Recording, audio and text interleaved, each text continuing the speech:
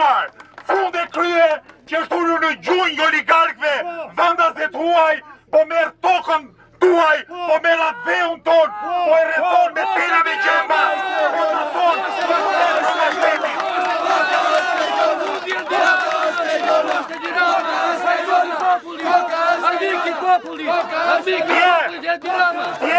Letova një artikull tek reporteri që thoshte që kanë dalë ja 2 a 3 pronarë që kanë marrë gjithë të tokë.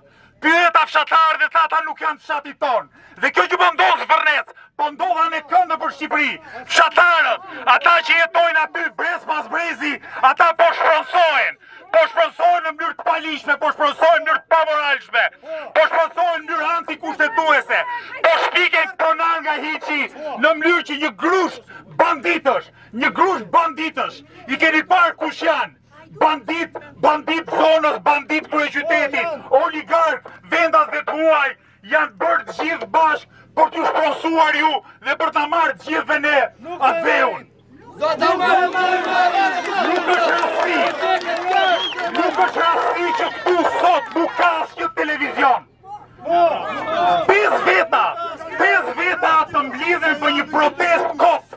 Në Tiranë do kesh 10 kamera e 5 protestues. Ktu ka qindra banor që kërkojnë drejtë e tyre, jetë e tyre dhe televizion të oligarkëve. Ata që na gënjejnë mëngjes, drek, dark, heshtin gjithandej se këtu kush ka përballë oligarkët vendas e tuaj, kastratin e dreqin diri kushterin, mbyll gojën dhe do të marrë zarfin dhe të pasurohet, po e them herë. Pasurohet kurrizin tuaj rrafpar, ma dhe kurrizin.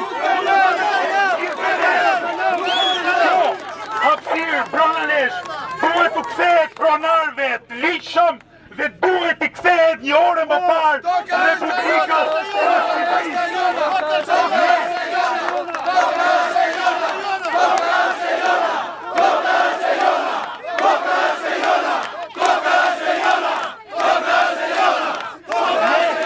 Ne si aktivistë të vizës bashkë do na keni gjithmonë në krah dhe po ju them, ta vazhdojnë të luftë se nuk po luftoni vetëm për veten tuaj, po luftoni për qindra mira shqiptarë.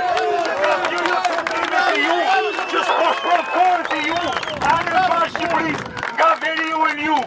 Prandaj të luftojmë dhe të shpëtojmë sot Zvërnecin për shpëtuar nesër gjithë Shqipërinë.